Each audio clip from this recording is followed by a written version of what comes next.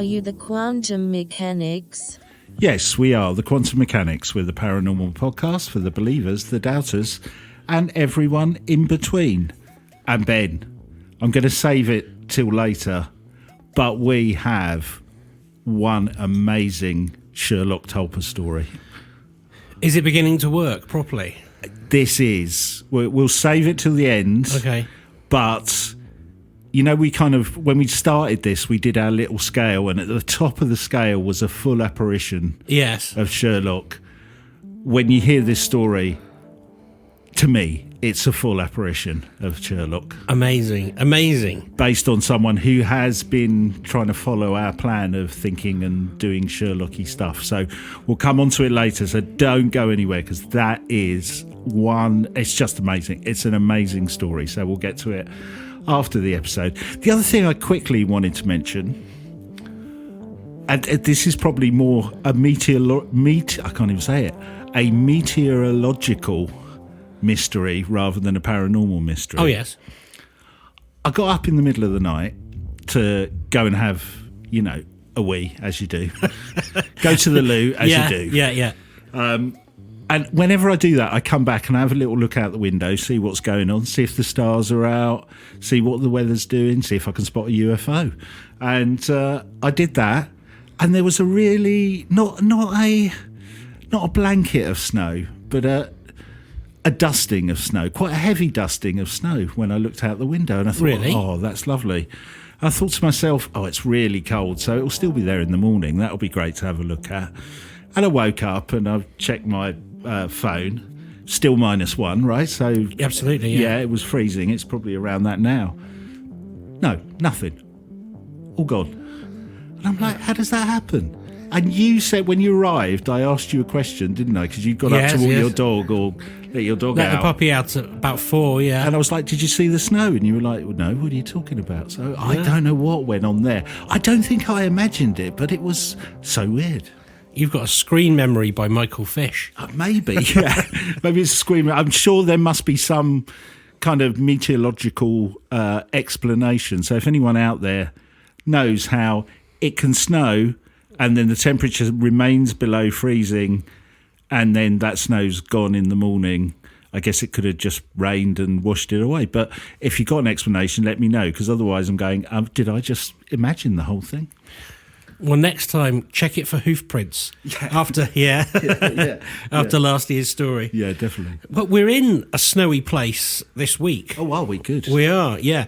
We're in Russia, and that's a difficult place to be in at the moment. Yeah. But this story, it sort of needs to be told. But I did, this show is devoid of politics, so I know it's awkward. This is by no means a pro-Russian thing, but let's put politics aside and war crimes aside. Yep. And it all starts with the Tunguska event. Do you know what that is? Is that the meteor that is that the one where all the trees got flattened? That's right. Yes. Yeah. So I'll give you the quick early 1900s. Yes, 1908. Yep. I'll give you the very quick Wikipedia overview, because this is what this sets the seed for everything. Cool. It was an approximately 12 megaton explosion, so Hiroshima was 15, right, that occurred near the Podkamanya Tunguska River in Yenisky, you were so close. Yeniseisk, I think that is. Anyway, that part of Russia. They were never the same after Peter Gabriel left. On the morning of the 30th of June 1908, the explosion over the sparsely populated East Siberian taiga, I can pronounce, flattened an estimated 80 million trees over an area of 2,150 square kilometres. That is a fact. That is what happened. And in my recollection of images from it, all the trees were flattened in the same direction, pretty much. Yeah, that's right, yeah. And pretty much all scientists agree that it was a meteorite. Yeah. Some people wanted to suggest that it was a nuclear-powered spacecraft. Right. But we're not going down those holes, because I found a much more brilliant hole to go down. Okay. Because I was delving around in some old Russian archives. This one is from 2004, It's by Dr. Valery Liverov, and he works at the National Security Academy in St. Petersburg, Russia. Right. I even have his telephone number from the article I found this in. Wow. It was deep. This was a rabbit hole upon a rabbit hole. And you can imagine it caught my eye when I read the headline to his piece. Evidence and eyewitness testimony suggesting the 1908 Tunguska meteorite was destroyed by intelligently guided plasma terminator spheres, which utilised a technology that could compensate for explosive forces. Wow. And there beginneth... That drew you in. That drew me in, but it doesn't stop there. So let me just tell you a bit more about this. Despite me saying last week I wasn't going to do UFOs, I didn't think... You will see when you see the second part of the story. I thought I was investigating a different story, right. And then it all came together with this rabbit hole. He says in this piece, let us return to the 30th of June, 1908, and view all that took place through the eyes of witnesses. The whole observed event developed according to roughly this pattern. Around 7:15 a.m., the meteorite, so he does agree it's a meteorite, right, was moving on a trajectory from southeast to northwest. A witness saw moving across the sky a belt of smoke with fire flashing from it. It was the meteorite hurtling down to Earth. Okay, so we have got an eyewitness account of the meteorite. Yeah, it was a meteorite, right? People around the crash or the impact vicinity said a fiery pillar appeared in the northwest, about 6 meters in diameter, in the shape of a spear. So I think it's quite difficult to estimate how big the diameter was, but that's kind of what they're saying. Yeah. When the pillar disappeared, 5 strong, brief bangs were heard, like cannon shots, following quickly and distinctly one after the other. From the Teteria trading post, pillars of fire, he has in inverted commas, were seen in the north. Pillars of fire were also observed in other places that do not lie on a single line. So he's setting up a set of eyewitness accounts of these pillars of fire. Now, the reason it's important that it's not a single line is because a meteorite would come down. They don't change direction, of course. They come down and leave a trail. So it's almost like this phenomena, let's call it, these pillars of light, was seen in 2 separate locations, which wouldn't make sense for a meteor. Yeah, to spare my tongue, he gives 6 different reference points all throughout that area, right? And they're populated points. So you have to understand there is hardly any population in this part of the world. Yeah. He goes on to say, immediately after the appearance of the pillars of light, there appeared in the sky shining, and he calls them terminator spheres. This is his own terminology, obviously. Good name. That began flying towards the explosion site. Like many thousands of others who questioned it, one eyewitness said, at 7:20 a.m., a loud noise was heard. There's no point me trying to pronounce that turned into peals of thunder. Some of the houses shook from the blows.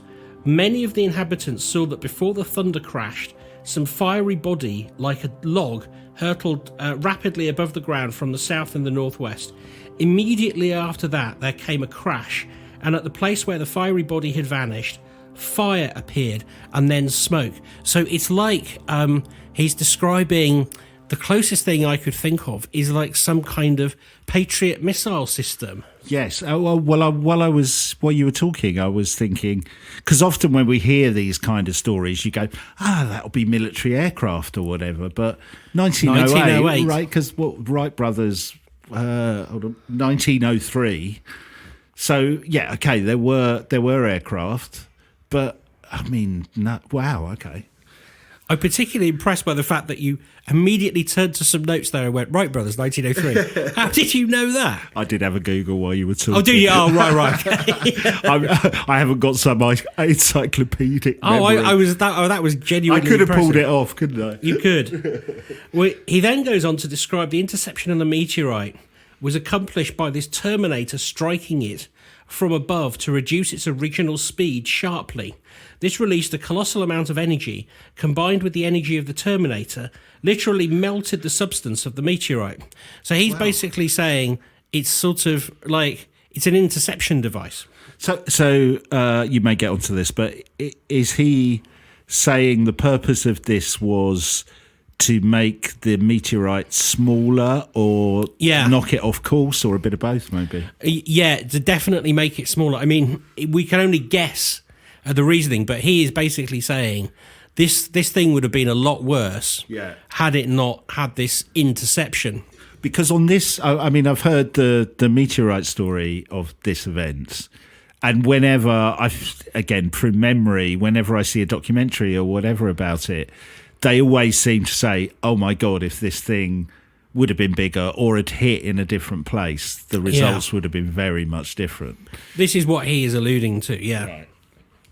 He also got this really interesting... He's pulled a newspaper report from the 2nd of July 1908, which is all about the incident. And there's a reporter there, and he says, on the morning of the 17th of June, the peasants saw to the northwest, quite high above on the horizon, somebody glowing with bluish-white light of exceptional strength. He says you could not keep your eyes on it, moving downwards for 10 minutes. Having approached the ground, which would be the forest area, the glowing body seemed to melt.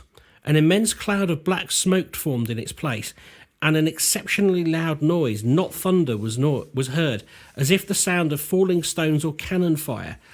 All the buildings shook. At the same time, flame of indeterminate shape began to burst from the cloud. So this idea of cannon fire comes up a lot. Lots of people describe it as cannon fire, like a report of cannon fire. And what you're describing there, is that after the asteroid has crashed, before or during? What's the time? This is during the event. During the event, right. So obviously they see what is presumably the meteorite coming down, and it's falling, and then this is sort of juxtaposed with these eyewitness reports of these pillars of fire. Wow. Okay. He then goes on to quote another source where it describes the local inhabitants who were questioned by scientists investigating the explosion. They asserted that an instant before the terrible flash, in places, trees, yurts, and sections of soil from the hills were swept into the air, while in the rivers the waves ran against the current. These observations are a direct indication that what took place was a vacuum implosion, sucking everything towards its centre, while at the same time it had a component operating in the opposite direction, since the trees at the epicentre of the blast all fell outwards from the centre. That's what you were mentioning. Yeah.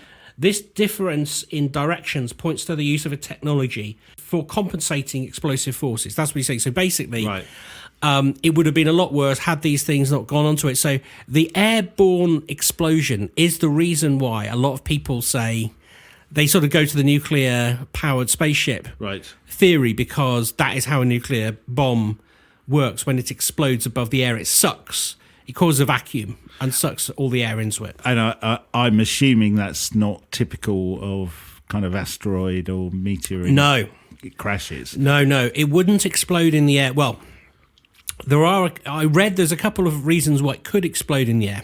But this meteorite, there is no reason for it to keep falling. It would have exploded higher. In the atmosphere. Exactly. Yeah. He reports on these scientists who were investigating the scenario. He said it wasn't the first time that the researchers had come across the use of technology for compensating explosive forces. The processes and consequences of the Tunguska explosion bear a certain similarity to the explosion that happened on the 12th of April 1991 in Sassovo, some 500 kilometres south of Moscow. Detailed research has shown that in both cases, the main force of the blast wave and the consequences of explosions of tremendous scale and power were shifted into a different space.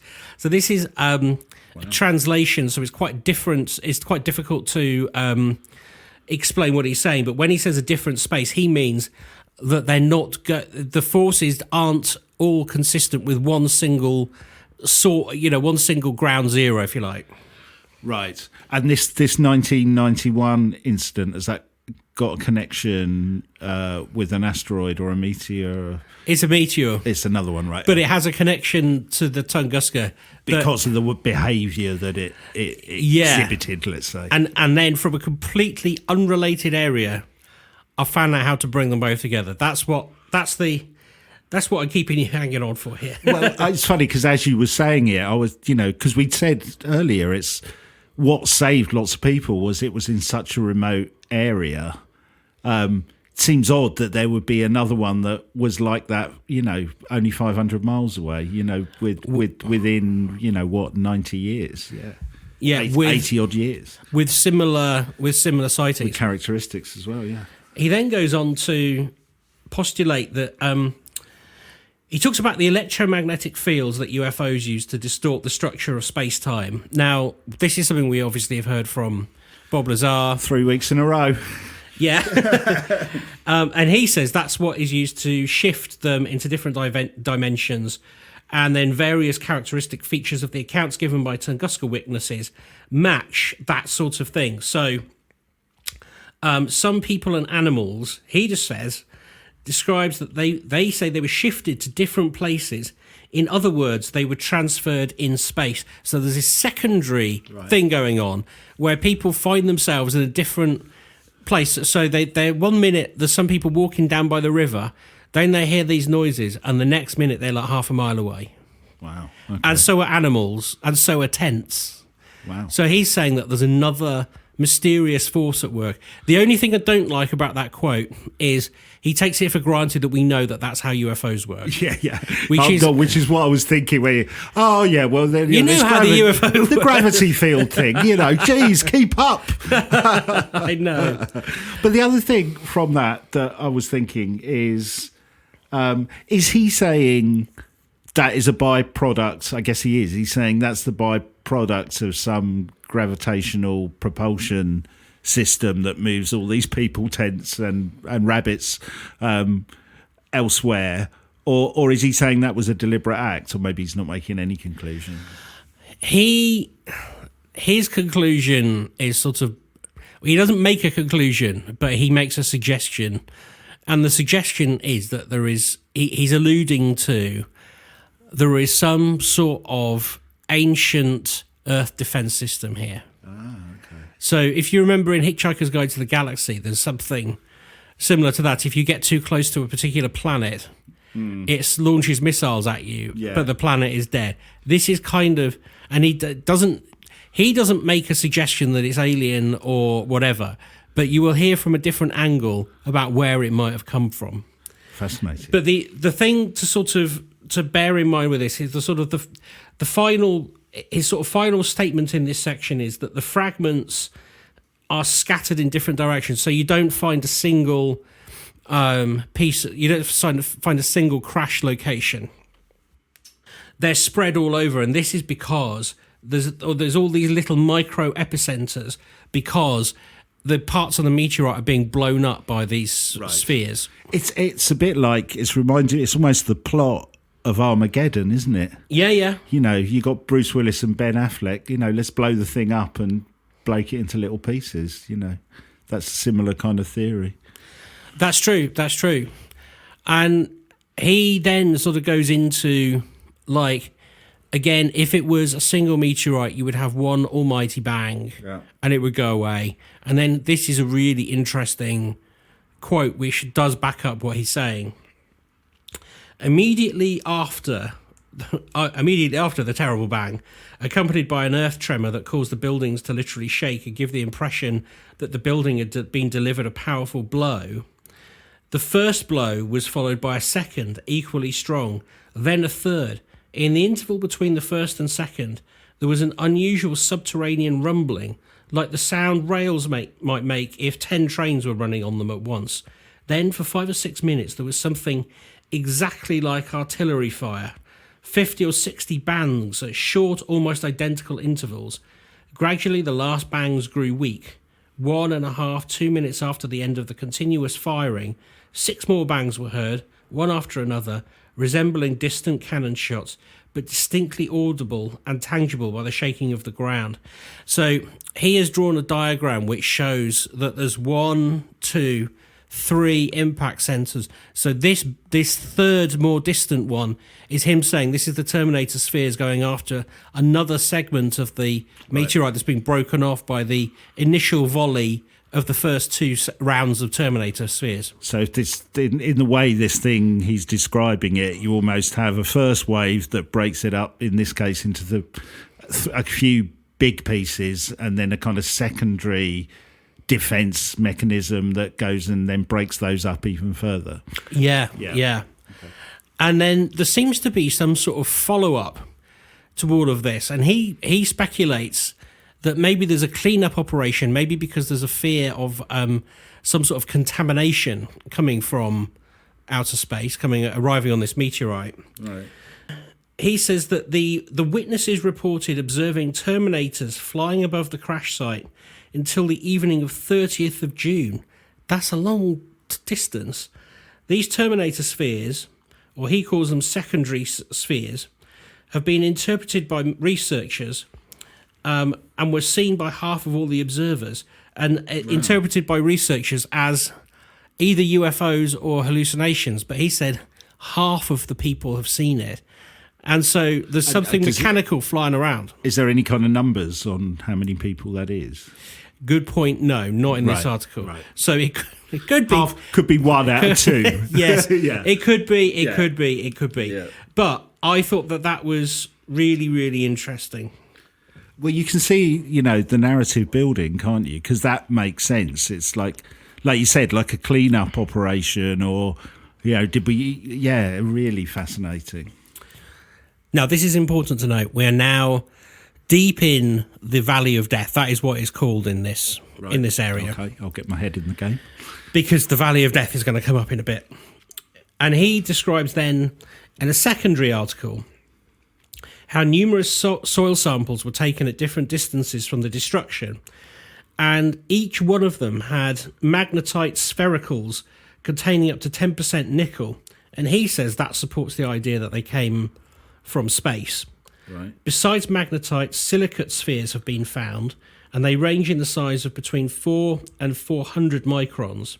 The magnetite's particles display a great variety of shapes and different surface characteristics. Besides the predominantly spherical formations, one can also find drop-shaped particles which were produced by the splattering of molten meteorite substance under the influence of the colossal temperature produced by the actions of the Terminators. So he is saying that you're finding debris of the devices that were used to kill the meteorite. And I guess he's got some scientific reason for why they wouldn't have come from the meteorite itself. Yes, he says that this is very, very different to the composition of the meteorite. Right, okay. Yeah, and he also says, this is quite interesting, some sphericals have a shiny surface, others have a matte, grainy, and even finely porous surface, which is down to the meteorite substance vaporizing when the matter was viscous. So some of these little pieces are coming off the meteorite, some of them are coming off the Terminator spheres, and so we've got two different sorts of material going on here, and we've got all sorts of different microscopic spheres and droplets, which show that one and the other presumably came together and melted each other and came to this sort of conclusion where it smashed thousands of little tiny particles all over the ground. Got you. There's another explosion which is kind of similar to this, which is worth pointing out. On the 26th of February 1984, a meteor crossed the sky of western and eastern Siberia at a height of about 100 kilometers, precisely following the trajectory of the 1908 Tunguska body. At that time, passengers in a bus observed from the elevated section of the Mirny Highway far to the north a thin pillar of fire extending from the ground to the sky that began to undergo various geometrical metamorphoses. The sight lasted several minutes and was red in colour. So again, we've got this idea of like a missile going up to intercept something. Right. It's a smaller meteorite, but there is something going on because there is something coming up from the ground. And is there a scientific reason why a lot of this occurs in Siberia or Russia? Is it something to do with the Earth's magnetic field, or because that's what's amazing me about this is all. I know Siberia is a huge region. It's all happening there. Yeah. Yeah. So but Okay. I Loads think of things going through my mind on that. But I don't know, is that scientifically, do meteorites get drawn to kind of more polar regions, or is there something like that? no, I don't know the answer to that. I think the reason why we're sitting all this time in Russia is because this is a Russian source. Yeah. So it might be that similar things happen in other parts of the world, but we're very specifically. Yeah. This is a study of the ones that are similar to Tunguska. Yeah. And like I said, this guy is at the National Security Academy of Russia. Yeah. What he's doing, assuming the power sources of UFOs. But anyway, and this was all.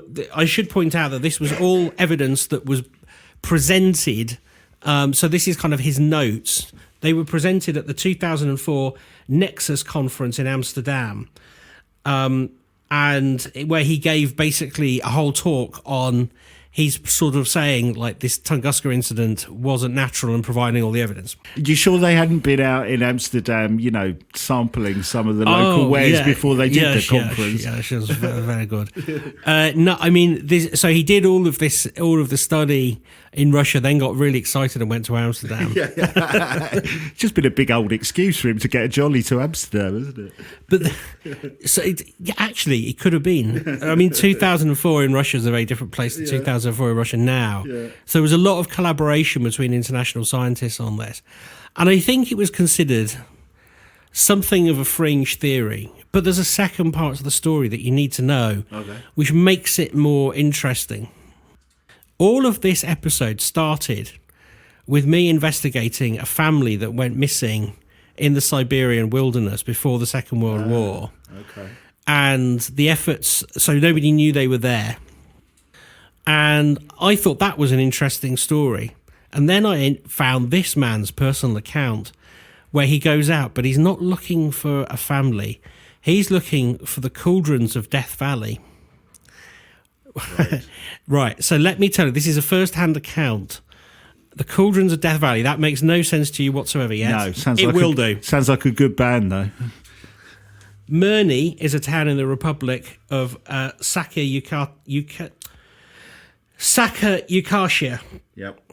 See, we've had Mirny before, remember? The bus.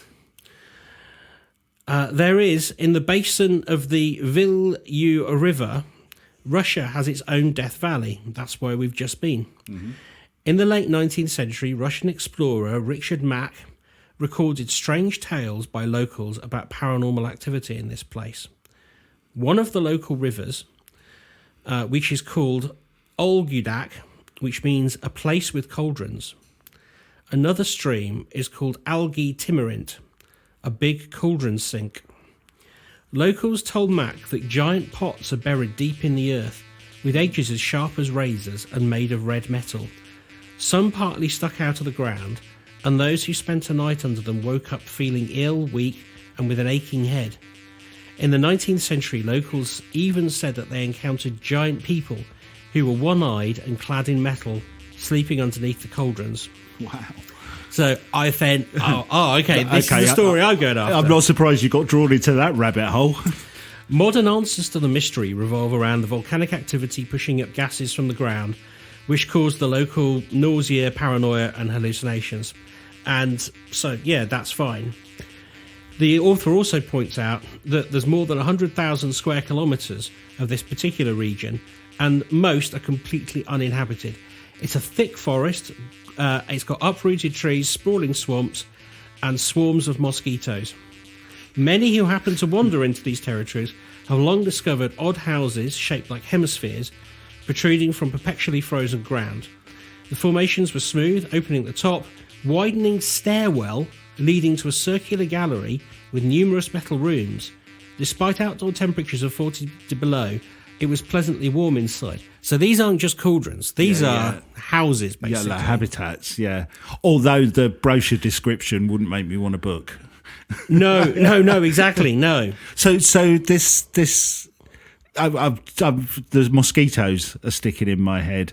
Are they kind of suggesting that because of these cauldrons or whatever they are, it creates an environment that is what's the word I'm looking for? That would create mosquitoes, or is a good place for mosquitoes to live, or would they just be there anyway? They're there anyway, yeah, because there's so... It took me ages to get to a point that was completely useless. No, it's loads of standing water. Fine, and okay. Although it's cold, it also gets warm, So the actual physical environment hasn't been influenced by these things, but there are these things that if you kind of sleep on them or in them or by them, it can make you ill. They create a kind of warm temperature, and I guess your description of the Cyclops huge people could be seen as an extraterrestrial in a spacesuit. Well, yeah, and that comes... Well, people don't actually go down the extraterrestrial route, but it does sound very much like it. Yeah. And you're right. These cauldrons, they become known as... That's why everything around there is named cauldron this, cauldron that, because it says the elders basically said that this is dangerous region and cursed, and they named it in their local language the Valley of Death. That's where it comes from. Right. He's suggesting the Valley of Death comes from the fact that these cauldrons are there and hurting people. Yeah, and in the late 19th century, they didn't have that association with extraterrestrials and UFOs, right? Yeah, that's right. You didn't have that context, did you? No. So he's got loads of tantalising evidence that this might be true. In 1936, there's a geologist who finds a cauldron that wasn't completely submerged in the ground. And it's basically near the river, which is the place with the Cauldron River. A smooth metal hemisphere with razor-sharp edges and reddish in colour protruded from the ground. Mm-hmm. Its walls were about 2 centimetres thick. Barely a fifth of it was above the ground, but the opening in the dome vault was accessible by a person sitting on a reindeer. I love throwing that. If you're sitting on a reindeer, can you reach the shelf for me? Yeah, it's probably a reindeer high. Yeah. That's beautiful, isn't it? It is, yeah. I couldn't do it on an elk. The geologist sent his description to the capital city, but no one paid it any attention, which is so disappointing. The way you describe it, though, it's an incredible thing to see. I'm almost picturing it of like a shattered egg. Do you know what I mean? But a kind of red, rusty, shattered egg. That is how people are describing it. Yeah. Right, okay. Yeah. Wow. Mikhail Koretsky from Vladivostok wrote to the newspaper Trude that he'd been to the Valley of Death 3 times. The first time was in 1993, when he was 10 years old, the second in 37, and finally in 47 with his friends. He saw a total of 7 cauldrons. All looked mysterious and measured 6 to 9 metres in diameter. Right. The vegetation around them seems oddly unnatural, more lush than the surrounding plants. They spent the night in one cauldron, and nothing major happened to anybody, but one member lost all of his hair after about a month, and 2 small pustules that never healed appeared on his cheek. It sounds radiation. That's what, it does, doesn't it? The discovery of one old Ivini hunter met with similar disinterest. In 1871, he found in the ground an iron burrow in which there lay skinny, black, one-eyed beings in iron costumes. No one believed him, despite his willingness to show them to anybody. In the meantime, he unfortunately died. Only in 1979 did an archaeological expedition set out from the capital city, and despite the fact that it had a guide, an old settler who saw the cauldrons in his youth, the expedition was unsuccessful. Didn't look at any cauldrons. The area where they were found had changed dramatically, and the vegetation was so thick they couldn't get close to it. So he then points out no eyewitnesses currently survive. So he decides he's going to go out. Not even a one-eyed witness. No. No. So this is where he sort of starts pulling together the argumentation for him to go on a trip. He says that Russian ufologists rushed to present the theory that the cauldrons were the remains of flying saucers wrecked in a mass accident or battle. There's a Russian researcher, Dr. Liverov, even alleges that they had technical installations and generated by a power plant deep inside the Earth, and fiery plasma spheres made to protect our planet from danger in outer space were stationed there. Extraterrestrials built them in ancient times, and now they operate automatically. They shot down a Tungus meteorite in 1908, another meteorite in 1984, and most recently the Vitim meteorite in 2002. Today, the radiation levels there are allegedly on the rise again, and this indicates that it is preparing for another attack on or basically on a meteorite. So this connection to that earlier work, they're different sources, completely different thought processes. Right. I was going to say that is there any connection between them? But no. No. That's where I went in my journey. Right. What is this about? And that's when I found those first two papers detailing these Terminator spheres. And the second one that we're talking about, so if you go with the flow, they're saying many hundreds of years ago, maybe even more, aliens came to Earth, set up almost kind of bases and a defense system. Yes. And that defense system protects us when, there's a meteor strike or something that might be damaging to us. And again, you can fit in a narrative after the kind of you could put in a narrative there after the extinction event that destroyed the dinosaurs, couldn't you? It's like, right, we need to protect them. Do you know what I mean? You could almost see, was that the trigger for them to come and try and help? There was an event that kind of wiped out pretty much most of the planet. Yeah, agreed. But why would you only put them in this region? It goes back to your earlier point. Yeah.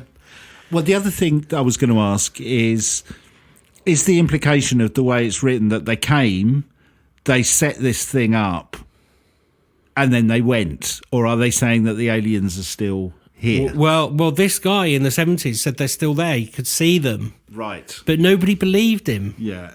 So you want to find out whether this guy found anything, don't you? I do, yeah. So he points out, he then goes into a very Bill Bryson-y first-hand account. Right. But the basics of it are that the only way of looking at this place is from the air, because the ground is so difficult to transverse. He wants to hire a helicopter, but 1 hour is $1,500, and it will take hours and hours, so they can't afford that. They don't have any sponsorship. Budgetary issues. I love the fact that he points out that their pilot had a hang glider, and they thought they might hang glide over the forest, but as he points out, that felt pretty dangerous. So what they do is they drive into the forest and take powered parachutes, because you can go up and down quite easily in a powered parachute, apparently. Right, okay. I don't really like the sound of that myself, but that's what they do, powered parachutes. So basically they drive in, they get into the area of Death Valley where they believe that these spheres might be. They choose the delta of one of these rivers, which is the Cauldron River. And they describe going up. They've got 30 kilograms on their back beyond just the engine and the motor. They've got research equipment up there. And just within seconds of getting up in the air, one of them says he's found something. It's a strange circle. Yeah. And they map it to the coordinates on Google Earth. And fair enough, they know where they are and they can get to this place. Okay. So they head over here, and basically before they go, it becomes really snowy. And they decide that they will wait for the snow to clear, but it doesn't clear. So in the end, they just climb up to this hill where they see it and scrape through the snow. And they find this mysterious clearing, which it's got a thicket growing on it. And they said they'd never seen anything like it before. This idea of this mysterious growth matches the earlier reports of the strange growth of plants around the cauldrons. Yeah. But he said it wasn't the long, sought, smooth, protruding hemisphere, but a circular pond about 50 metres in diameter. In its centre, a circular patch of land, approximately 30 metres in diameter, and a flooded opening in the middle protruding from the water. This didn't look like a natural formation. So, because they don't really have much by the way of exploring gear, the pilot breaks off 2 dry, bare branches and, using them as poles, heads out onto the snowy island, wading in fisherman's boots through the water. He climbs onto the snow and uses the pole to test the earth below. And beneath the snow the pole hits something solid. They go around. Sure enough, it's circular, appears to be expanding. It could be a giant cauldron. Okay. It could be. When you say appears to be expanding, like moving? No, as in it's as he pokes, I get it you. seems to go out. But a few kilometres downriver, they find a similar spot, perfectly circular pond. This time it's 10 metres in diameter, a smooth, solid, gigantically curved dome covered in a layer of mud. With the help of a pole, again groped its shape, but lacked the equipment to expose it. So they find 2 solid domes out in this space. Did they take any photos of any of all this? Yeah, there are photos, yeah. Well, and drawings. Right. But so they are getting very excited now. Our investigation, however, was impeded by health problems. On the following day, I was suddenly overcome by dizziness leading to fainting, a complete lack of balance, choking and chills, completely without cause, just like the old legends and warnings about the Valley of Death. We didn't have a doctor with us, and when my condition did not improve the following day, we boarded the raft and spent all night the next day drifting down the river, fleeing the Valley of Death. They don't, in the end, prove what they found is what they thought they had found. What they do find, however, is a seam of precious metal, and they're able to sell the coordinates to a mining operation. Right, okay. Which I think it shows a level of ingenuity. Yeah. But he wants to use that money To kind of to fund come back future and come back and expeditions? find the cauldron. Right. So this is quite recent, and he says he's going to go again.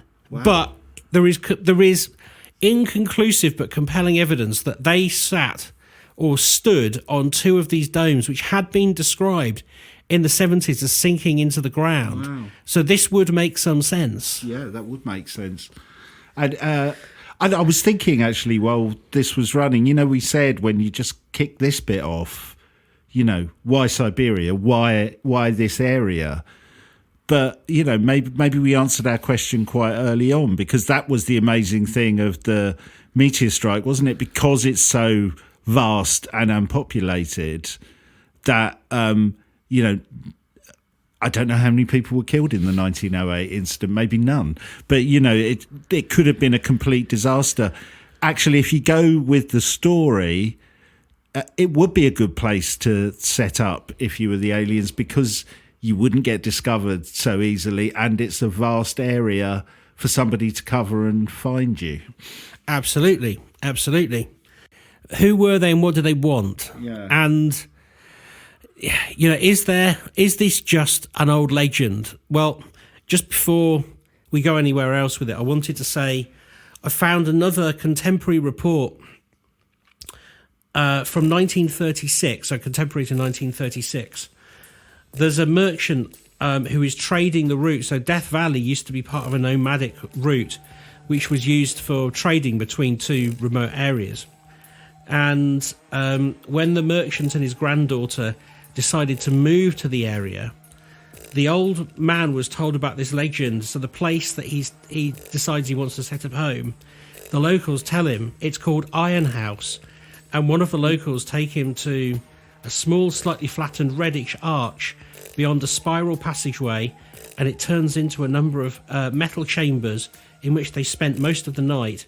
Zena's grandfather says that even in the harshest frost, it was warm as summer.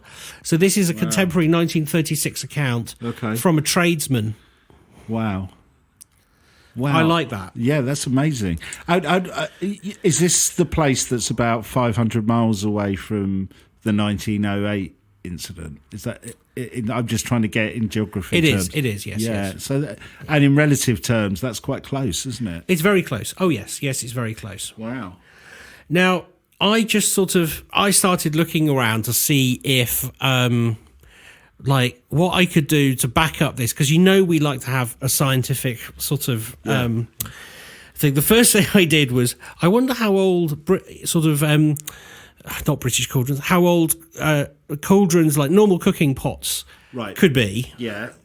And I found a scientific paper describing some of the early large cooking pots, because there's no point having small ones, large ones dating back 3,700 BCE in this part of the world. Okay. So people in that time were making large cauldrons, not big enough to live in, but they're making them. They're making them. And then,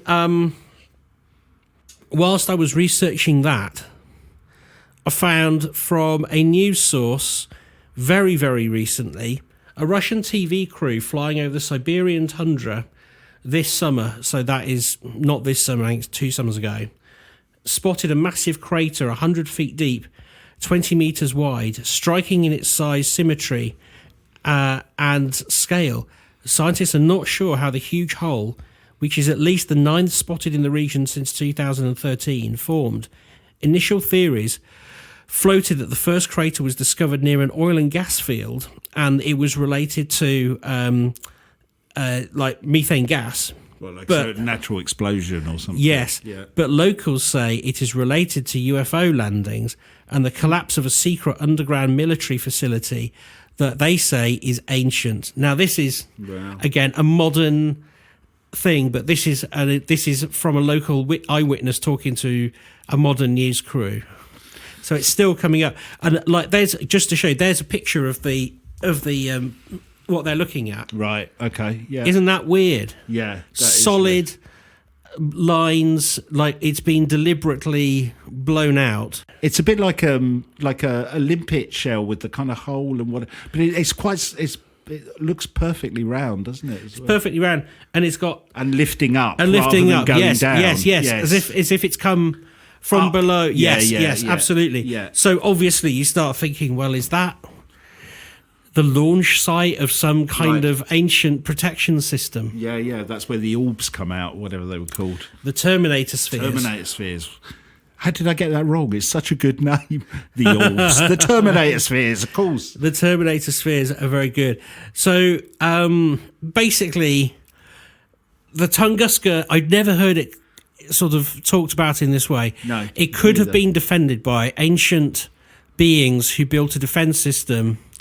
The legend being that they built all these houses to live in. Some of them were still asleep. Yeah. And where the spheres come from, we don't know. Because, again, you could go with that narrative a bit more. I'm liking the bit I threw in that after the extinction event that destroyed the dinosaurs, they thought we're going to have to do something here because life's not going to take off on this planet. Yes. Right? So they come. I like the idea of, rather than that they're still there, that maybe they came to set up this system. And like you said, built this base or these houses or whatever you want to call them, these cauldrons, to live in while they constructed the whole thing. They construct it all and go, right, that's the defence mechanism set up. We can go off now. Could explain UFO sightings that every now and again they come back to do a bit of service work. I think you're right. I think that does make a really good... it's a good narrative. It's a good narrative. The other one is the zoo hypothesis, where we are being observed by, somebody who is either made us or wants to keep us safe. Right. And they've equipped Earth with these peculiar systems, and perhaps those beings with one eye were not beings; they were AI sort of drones. It's basically Earth is a massive safari park. Oh yeah. Like Jurassic Park. Jurassic Park. And actually the defence system is nothing to do with, some altruistic thing of saving the human race or Earth. It's about protecting their investment. So all those UFOs we're seeing are basically safari Range Rovers. Yeah, they're tourists. And it's like, I always think this with, documentary filmmakers, like wildlife filmmakers, when they create those fake penguins or whatever to go and kind of sit, you know what I mean? You don't want to be seen because you don't want to change the behaviour of the animal that you're trying to observe. You could carry that through to Earth as a big zoo or safari park, and alien visitation are just visitors. They try and keep out of the way, try and not be seen, but sometimes you get a kind of stroppy teenager who jumps the fence. Yeah, totally. Yeah, that's a good point. I wonder who invested in that. Yeah. Elon Musk, probably. yeah. But wow. I don't think I will because it went to much more interesting places. All you need to know about the family that went missing for 40 years is that they were worried about religious persecution, took themselves out into the woods, cut themselves off. When they were rediscovered, they didn't know World War II had happened. Wow. And the only entertainment they had was telling each other what they dreamt the night before. And I know. It's a very weird story. Yeah, it's a weird story. Interesting, though. It's amazing. I always find this where you start off with a theme to research for the podcast, and you do just go off in all kinds of tangential directions. And, you've just basically found a massive conspiracy. Yeah, that's true. Yeah, and a conspiracy with sort of a lot of evidence that is, again, really tempting to say is sort of, I don't know, I was going to say not true, but can be backed up by eyewitnesses, but we can't because they're all dead. Right. The other thing I'm thinking, if you go with it, that these, this defence mechanism exists, you do come back to that question of, why Siberia, why that part of the world. But again, maybe there are systems in other parts of the world. We just haven't had to use them as much in those areas. Well, yeah, or they just haven't had the same impact as they have here. If that happened in America, you could bet your trousers that would be covered up. Yeah. And maybe it would be again in America. It's just in Russia. It's just that Russia isn't really just Russia. It's full of tribes who have their own legends and knowledge, and they won't conform to what the government wants them to do. Yeah. They'll tell you what they know. But what I think is interesting is there seems to be a lot of detail. If you think about it, if you go with the theory, we've got some description of what the alien creatures or robots or drones look like.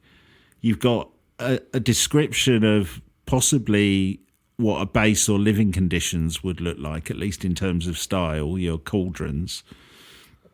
You've got descriptions of, let's say they're the weapons that help break up a meteor crashing.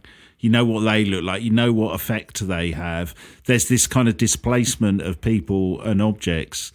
It'd be really interesting to look at other UFO incidents that are connected with some kind of asteroid or meteor strike that may have some or all of those elements to them. That's true. That is true. Yes.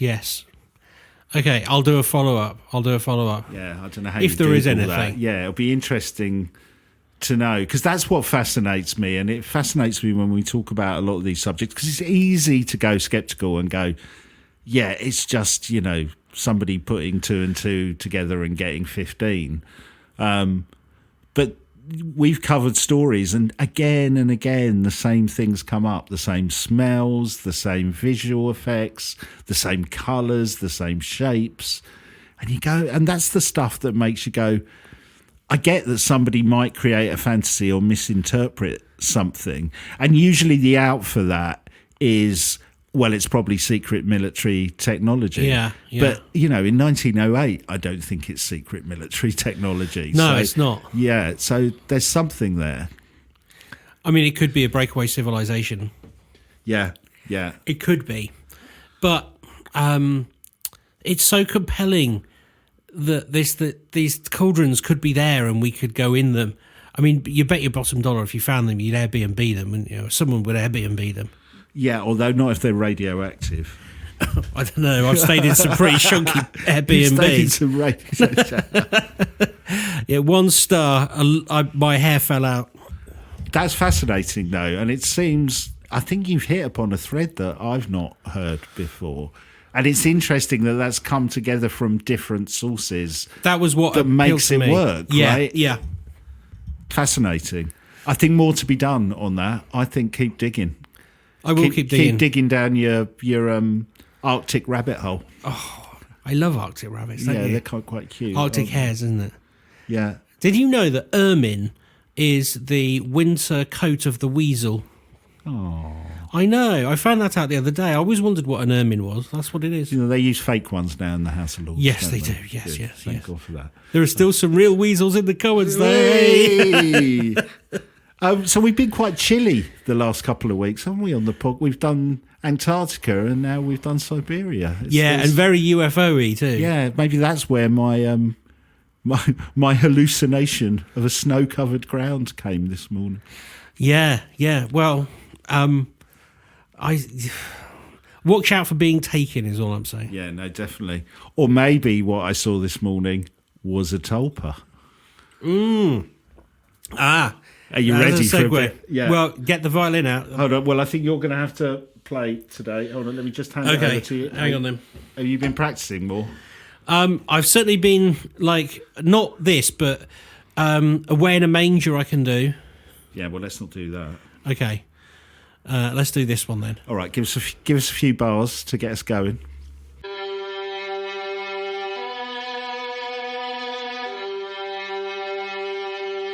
So, Ben, I teased it earlier.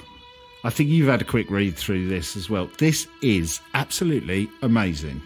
For people who've not heard the podcast before, we launched the TQM Tulpa project, our mission to try and create the fictional character of Sherlock Holmes, see if we could turn him into a real person or a real apparition. Yeah.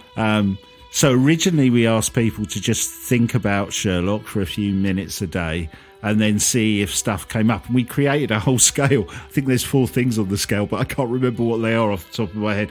But at the lowest end of the scale, there were just little coincidences. And we've had a lot of those with people doing the Tulpa project and say, I was listening to your podcast. And then the next thing I turn on the telly and there's Sherlock Holmes.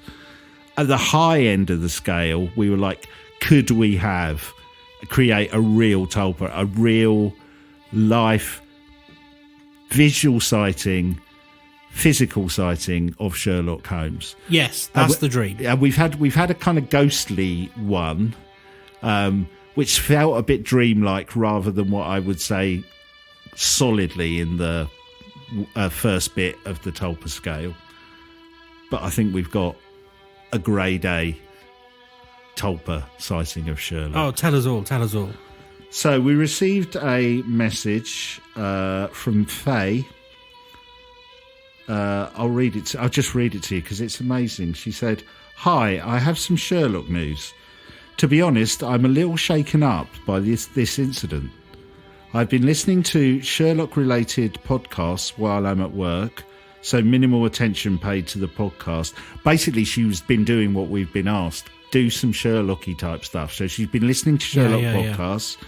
Said, watched one episode of a retro TV series, and I turned the TV on one evening, and an episode just happened to be on. So then she started. So that looks like kind of early activity. She's been doing a bit of work, flipped the TV on, and there's Sherlock. She says, anyway, myself and my husband and I were on our way to the theatre last week, and across the road from us, waiting to cross from the opposite side of the road, was a man in a deerstalker hat. Oh.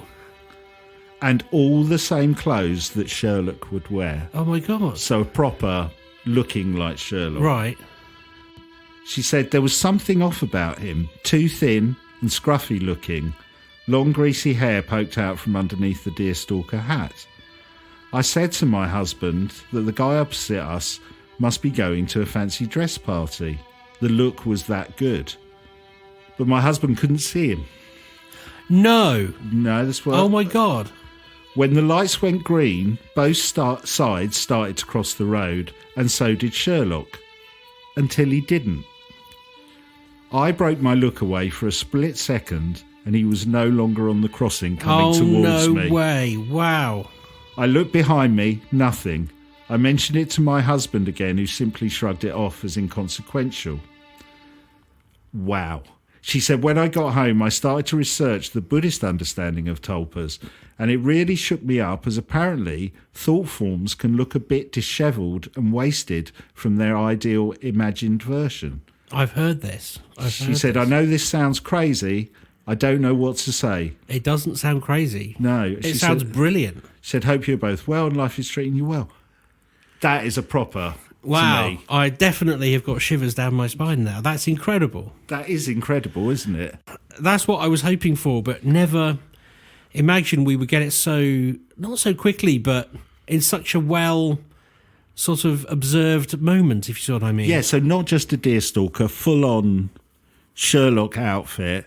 And like you said, you could kind of go fancy dress, but her husband couldn't see him, and then crosses the road and just disappears, basically. She looks away for a second, gone.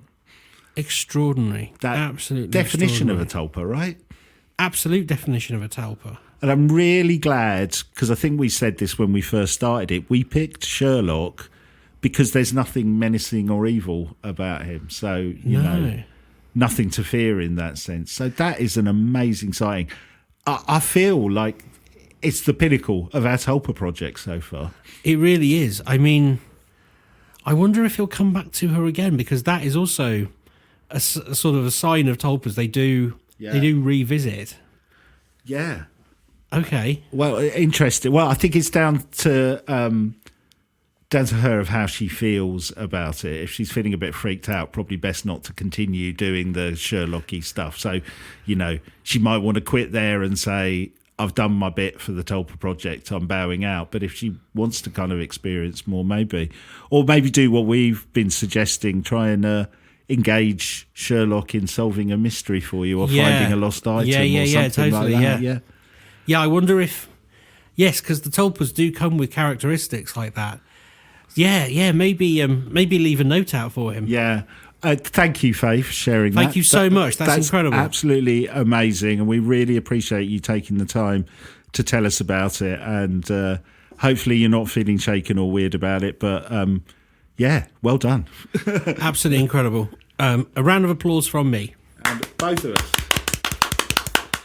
Right, put that violin away Sherlock for a week. tulpas out of 5. What's weird about it is the last couple of weeks it's been a bit quiet on the Sherlock front. Well, me and you had a conversation of, maybe it's died a death now and it's not working anymore. It's back with a vengeance, baby. With a vengeance. Yeah, we'll keep them coming if you do have them. We still want to hear the other stuff, the weird coincidences, but you know, full apparition, I would say. Full apparition is. I can't imagine it can get any better before Christmas. Yeah, definitely. Brilliant. Well, that was really intriguing, Ben. I think you've started us a journey here of this idea of a defence system for the Earth that's been created either by an ancient civilization or UFOs. Never heard anything like it. So, yeah, good stuff. Good research. Thank you very much. I will follow the leads I got and see if I can find out anything more that is related to other parts of the world, perhaps, and other incidents. Cool. Okay. Well, if you like what we do, if you go subscribe, like, or leave a review, especially, that's really, really good if you can leave us a review. If you really like what we do, if you want to support us at Patreon, so that's patreon.com/TQM pod. Get early access to podcasts ad free, and we do some other stuff and bits and pieces on there, and obviously it helps us fund our research and bits and pieces on the podcast. So all the Patreons out there, thank you very much, and if you're thinking about doing it, do it. Absolutely, please do it. Yes. Cool. All right, well, we'll see you next week on The Quantum Mechanic. Thank you. See you then. Bye.